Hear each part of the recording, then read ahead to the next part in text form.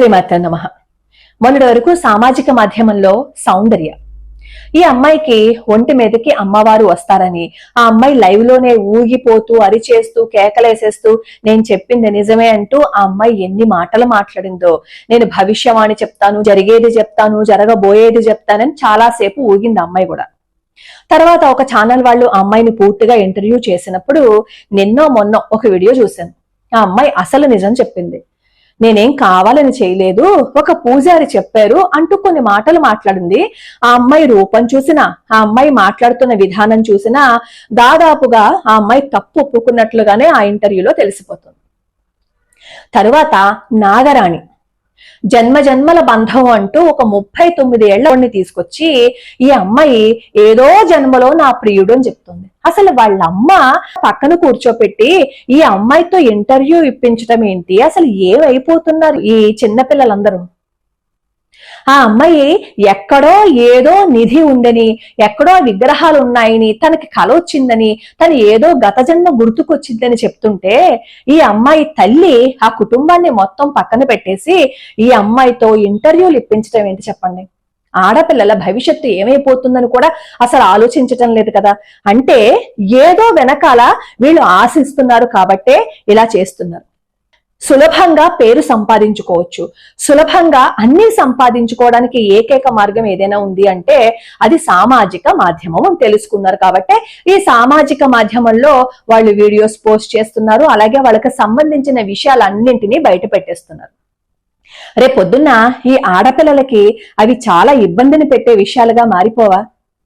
ఇలా ఒక్కొక్కలనే చూడండి. ఈ మధ్య మళ్ళీ ఇంకొక కొత్తగా ఎవరో అఘోరి అంట ఆ అమ్మాయి వచ్చింది. అంటే ఇప్పుడు మొన్నటి వరకు ఈ భాగ్యనగరంలో దేవాలయాన్ని కూలగొట్టేసినప్పుడు వచ్చిన అఘోరి కాదు, ఇంకొక అఘోరి ఎవరో వచ్చారు, ఇంకొక నాగరాణి ఎవరో వచ్చారు. వీళ్ళందరినీ వాళ్ళు ఇంటర్వ్యూలు తీసుకోవటం, ఈ ఛానల్స్ వాళ్ళు వాళ్ళ గురించి బయట పెట్టడం. నిజంగా ఈ జనాలేమో అక్కడ మహిమలు ఉన్నాయేమో అని చెప్పి వాళ్ళ వెంట పరిగెట్టడం. ఈ కోవలోకే ఈ మధ్య కాలంలో బాగా పేరు సంపాదించుకున్న ఒక వ్యక్తి ఉన్నాడు. అతని పేరు మల్లికార్జున ముత్య. ఈ మల్లికార్జున ముత్యాన్ని చూడడం కోసం ఆంధ్ర తెలంగాణ నుంచే ఎక్కువ మంది వెళ్తున్నారట. ఇతను యాదగిరి జిల్లా షాపూర్లో మొహెల్లా అనే గ్రామంలో 2001లో జన్మించాడు. అంటే నిండా 23 సంవత్సరాలు అతనుకున్నాయి అంతే. అతన్ని దేవుడిగా కొలిచేస్తున్నారు. ముత్య అంటే అర్థం ఏంటి అంటే మహిమలు చేసేవాడు అని, అద్భుతాలు చేసి చూపించేవాడు అని.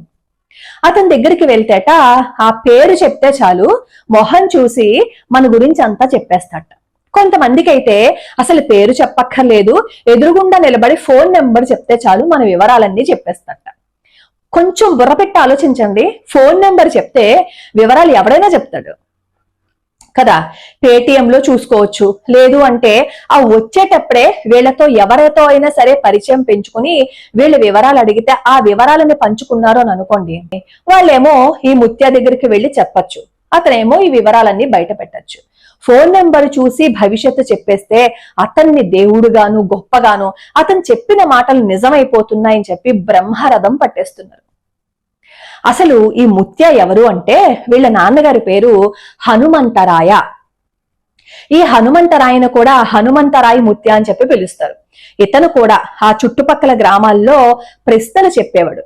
ఇతను చెప్పిన ప్రశ్నలు వాళ్ళు ఎవరైనా అడిగితే వాటికి సమాధానాలు ఈ హనుమంతరాయ్ చెప్పినప్పుడు వాళ్ళకి చాలా మంచిగా అనిపించేవి.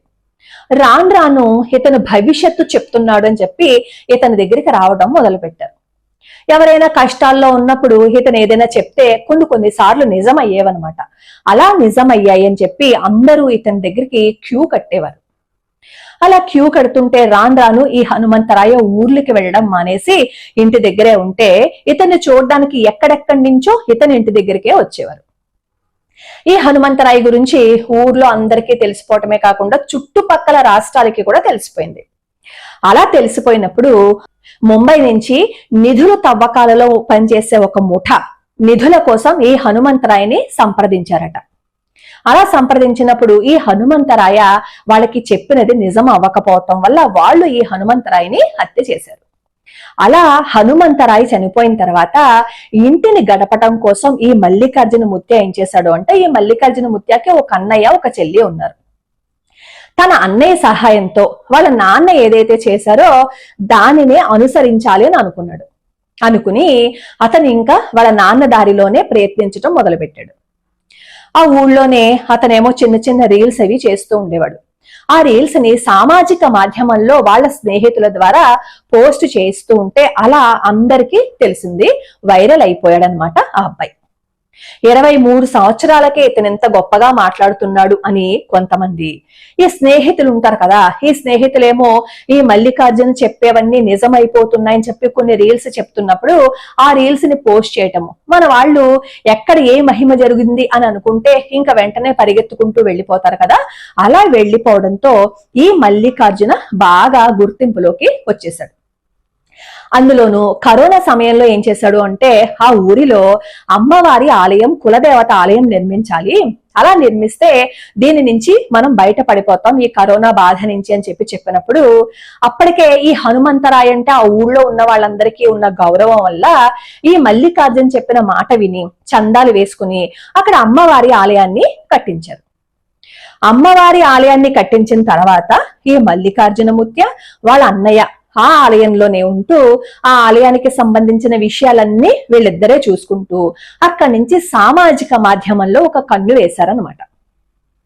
అలా నెమ్మదిగా బయటికి తెలియడం, అందరూనేమో ఈ మల్లికార్జున ముత్యాన్ని చూడ్డానికి రావడం, అతను చెప్పేవి కూడా నిజం అయిపోతూ ఉండడం వల్ల వాళ్ళందరూ అతన్ని ముత్య అని పిలవడం. చెప్పాను కదా, ముత్య అంటే మహిమలు ఉన్నవాడు, దేవుడు అని చెప్పి అక్కడ అలా ఎవరైతే మహిమలు చేస్తారో, ఎవరినైతే దేవుడిగా భావిస్తారో వాళ్ళని ముత్య అని చెప్పి పిలుస్తారు. కాబట్టి వాళ్ళ నాన్నని కూడా హనుమంతరాయ ముత్య అని పిలిచేవారు, ఇతన్ని కూడా మల్లికార్జున ముత్యగా చేసేశారు.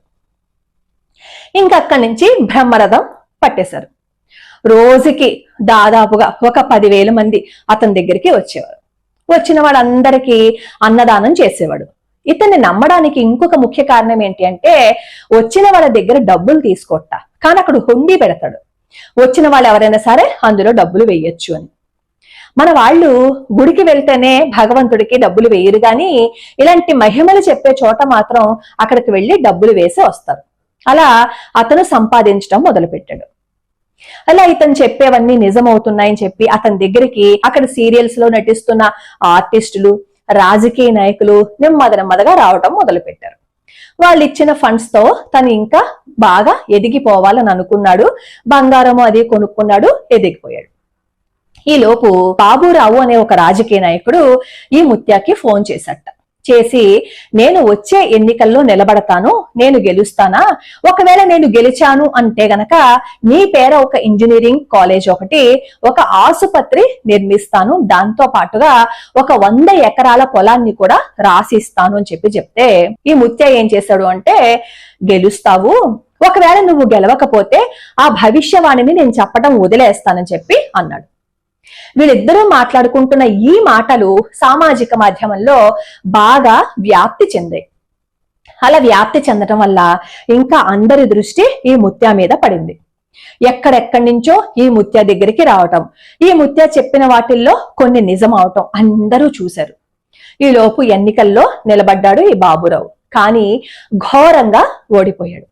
అప్పుడు ఒక ఛానల్ వ్యక్తి ఏం చేశారు అంటే, ఈ మల్లికార్జున చెప్పింది తప్పు అయిందని ఒక వార్తని ఈ ఛానల్లో పెట్టుకున్నాడు, అతని ఛానల్లో. అలా పెట్టుకుంటే ఈ మల్లికార్జున ముత్య స్నేహితులు ఆ ఛానల్ అతన్ని బెదిరించారట.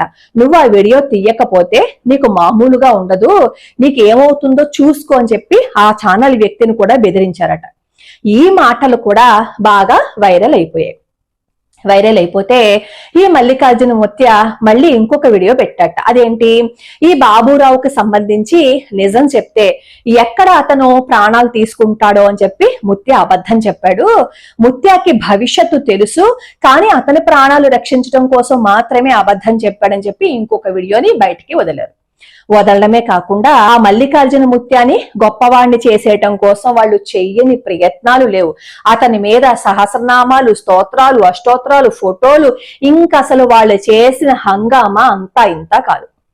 అప్పుడు ఈ జనాలందరూ ఇతను బాబురావు ఎలక్షన్స్ లో గెలుస్తాడు అని చెప్పిన తర్వాత ఓడిపోయాడు కదా, ఈ విషయాన్ని పక్కన పెట్టేసి ఈ స్నేహితులు ఏదైతే బాగా వ్యాప్తి చేశారో ఈ మల్లికార్జున ముత్య గురించి, దాన్ని నమ్మడం మొదలుపెట్టి ఈ మల్లికార్జున ముత్య దగ్గరికి అందరూ క్యూలు కడుతున్నారు. ఈ మల్లికార్జున ముత్య కూడా కొంతమంది ముఠాని తనకి ఏర్పరచుకున్నాడు. వాళ్ళతో ఈ మల్లికార్జున ముత్యకి సంబంధించి పాజిటివ్ గా చెప్పించడము, ఏవో మహిమలు జరిగిపోయాయని చెప్పించడం, ఇలా నానా హంగామా చేసేస్తూ గొడవ చేసేస్తున్నారు.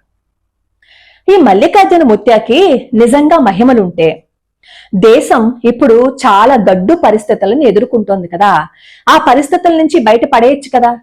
అతనికి అంత సామర్థ్యం ఉంటే ఫోన్ నెంబర్ చూసి పేరు చెప్పేయడం అది పెద్ద విద్య, అదేం గొప్ప విద్య కాదు కదా. కాస్త బుర్ర ఉన్నవాడు ఎవడైనా సరే చెప్పగలడు. అది ఎలా చెప్తున్నారో కూడా అందరికీ అర్థమైపోయే ఉంటుంది కదా. దేశానికి సంబంధించి ఎన్నో విషయాలు ఉన్నాయి కదా, ఆ విషయాలన్నింటినీ ఇతను పట్టించుకుని దేశం ఎన్నో సమస్యలను ఎదుర్కొంటుంది, దాని నుంచి బయటపడేయచ్చు కదా ఈ మహిమలు ఉన్నాయని చెప్పుకుంటున్న వాళ్ళు. ఇలాంటి వాళ్ళని నమ్మి సమయం వృధా చేసుకుని అక్కడికి వెళ్ళి అనవసరమైన చికాకులు, అనవసరమైన గొడవలు తెచ్చుకోకండి. 25 ఏళ్లకి ఇంటర్తో ఆపేసి అతని వీడియోస్ చూస్తుంటే చాలా వరకు అతను మోసం చేస్తున్నాడనే మనకి కూడా అనిపిస్తుంది. అలాంటి వాళ్ళని నమ్మి అభాసు పాలవకండి. భగవంతుణ్ణి నమ్ముకోండి, భగవంతుడి పాదాలు పట్టుకోండి. మనుషుల పాదాలు పట్టుకుంటే మనం ఎప్పటికీ ఏదీ సాధించలేం. మన ప్రయత్నం చేస్తూ భగవంతుడి పాదాలు పట్టుకుంటే ఏదో ఒక రోజుకి మనం అనుకున్నది సాధిస్తాం. మనకు వచ్చిన కష్టాలన్నీ తీరిపోతాయి. లోకా సమస్త సుఖినో భవంతు, సర్వే జనా సుఖినో భవంతు.